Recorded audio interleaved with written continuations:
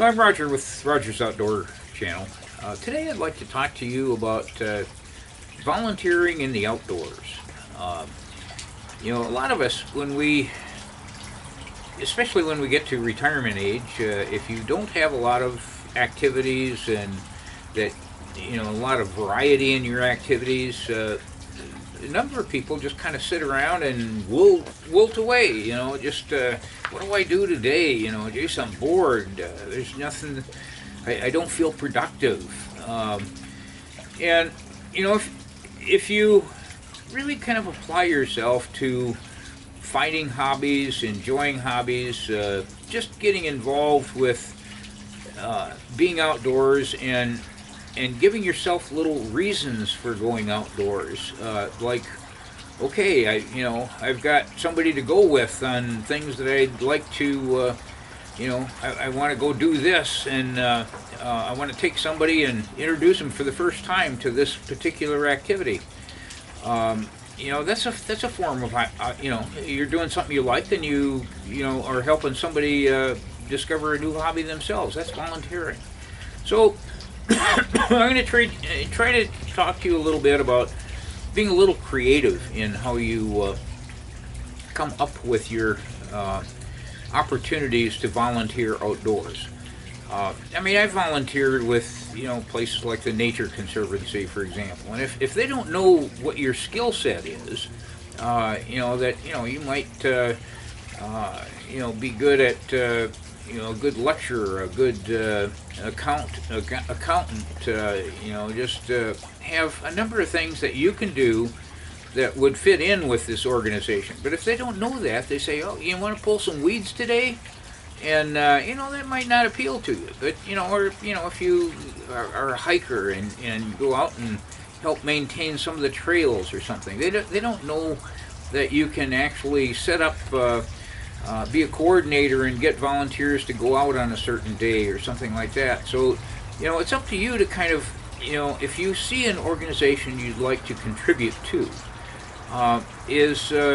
contact them and, maybe go out and pull some weeds the first time or something. But once you say, okay, I like what they do, I want to be involved, don't hesitate to say, hey, here's what I'd like to do for you. And as a result, some of the things I do, I started out, I like to fish. I like salmon, and I'm into it. I understand salmon. And so eventually I started volunteering at the Issaquah Hatchery just to take kids around and explain to them the life cycle of salmon, on these little tours that they bus in kids and say, show them around the hatchery for 45 minutes and tell them all about how we harvest eggs and how the salmon come back and all that sort of thing.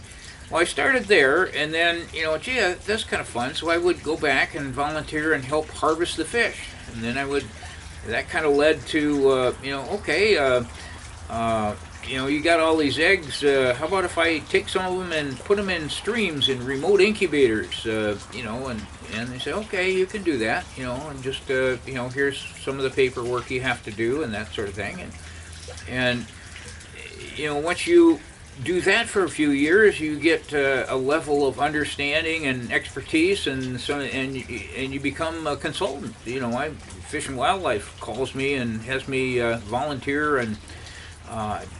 When they are trying to decide what hatcheries need more eggs than others, and how to, what's a good way of, what stance should they have in sharing with the Native Americans some of the salmon things? What are some of the issues that should be discussed? So all of these ideas you can start, and then. I seek volunteers. I get people to come out and help me plant eggs, and I get people to, some of the high school kids, for example, need a certain amount of community service volunteer hours in order to, be able to meet their graduation requirements. And, I make it known that, hey, I need salmon volunteers or volunteers for other outdoor projects. And and I'm able to get them. So, those are, the kind of outreach that, if you are volunteering and you're having fun doing it, like, okay, I like hamming it up while I'm lecturing people, and, I take, Boy Scout groups on walks that were my wife and I used to gather edible wild food over in the Mercer Slough area. And, I talked to some, scout masters, and hey, I like lecturing and giving tours and stuff. You want to bring the kids over, and, we'll tell them a thing or two about the outdoors. These are some of the things that you can do on a larger scale. You can contact just your local parks and rec people and say, hey, do you need help doing something? I teach classes on, basic beginning fishing to kids 5 to 15, and take them, show them how to tie a knot, and then take them over to the dock and put on worms and see how many perch we can catch off the dock that day, and show them how to clean them and all those kinds of things, just fun stuff. Just especially when you see a kid squealing, this is the first fish he ever caught, you really get into this volunteering spirit. You can have a good time. The other thing is, when you're going to do something like going out to the Ballard Locks, take somebody with you. If I take people if I'm picking wild asparagus or picking mushrooms. I'll go through a list of friends and say, hey, Charlie, have you ever, picked any wild asparagus? I feel like going this weekend. You want to come with me? And that's volunteering. That's getting people out there. You can volunteer around your own neighborhood.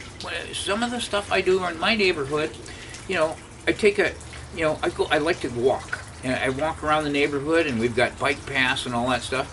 And blackberries grow out across the bike paths, and making the bikers kind of swerve out into the traffic sometimes. And, there's going to be an accident if, so I take along a pair of clippers and clip the blackberries back so that the bike path, people could stay on the path. They don't have to drive out into traffic. I try to, I like burning firewood, so I talk to the parks people and say, okay, hey, I noticed a tree came down in the park area over there. Could I harvest it? And they say, yeah, if you wait for us to do it, we're going to charge you, it's going to come out in your property taxes. But you can have all the wood you want out of this area, just help us clean it up. There's just a number of things, if you kind of use your imagination, use your skill set that you have, that this is fun for you. You got to be having fun out there doing it.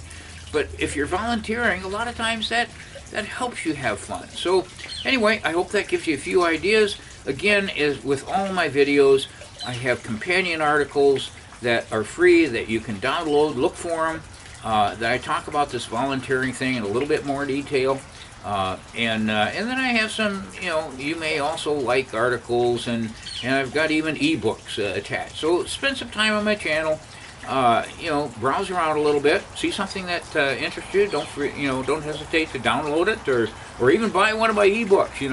That's a cool thing. They're only $4 or $5 a piece. So, and they have like 60, 70 articles in a lot of the things on a lot of different topics. So check them out, and I hope that you have a good time in the outdoors, and take somebody with you, and and just kind of enjoy these retirement years. It's a lot of fun out there, especially if you're out there volunteering.